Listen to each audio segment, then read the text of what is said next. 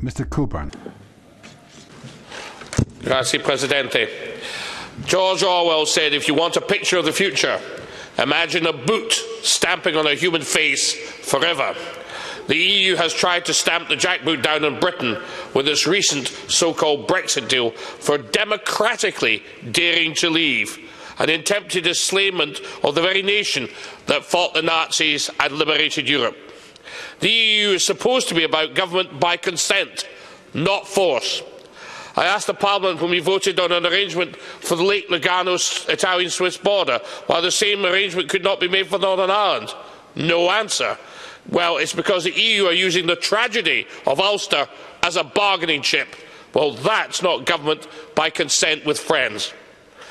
The reality, I tried in vain to explain to Ms Barnier the UK Constitution explicitly forbids one Parliament binding another, so the deal must be fair to stick. Well, he obviously hasn't got that message through. Obviously, I got it wrong.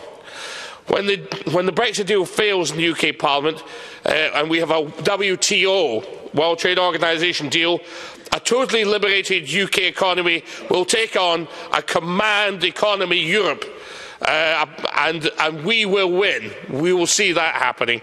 A potentially despotic EU army controlled by unelected bureaucrats, more EU isolationism and regulation, a crazy immigration, a false currency, mass unemployment as you isolate your greatest trading partner, London, the financial centre of the world, with which you can never compete.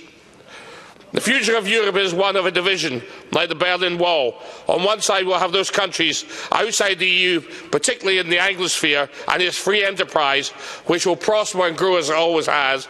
On the other side will be a command economy EU, once again plunged into poverty, darkness and held back from real progress like the Soviet Union.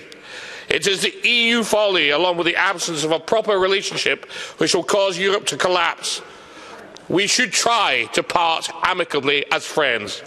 Orwell's picture of the future is probably accurate. The EU, however, should not think too soon that theirs is the boot rather than the face. Thank you, Mr. President.